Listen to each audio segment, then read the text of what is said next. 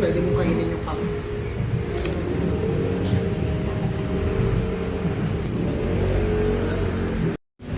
So, dito ngayon star sa Cafe Kit dito sa Hotel 45. So, ang back lang nila kay SM City Baguio. Coffee and edible coke. So, pwedeng kainin yan. Pwede nyo lang inumin. At kainin yung cup.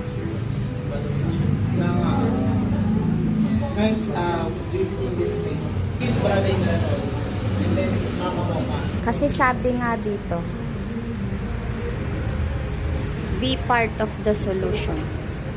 Ito palang Cafe Kit Baguio. Dito yung may Coney na cup. Located siya dito sa Hotel 45. Tapat na tapat lang to ng SM City Baguio. Yan, dyan sa likod. Tapos doon, pagkakat mo, Session Road na. So kung malapit yung Session Road, walking distance lang yan.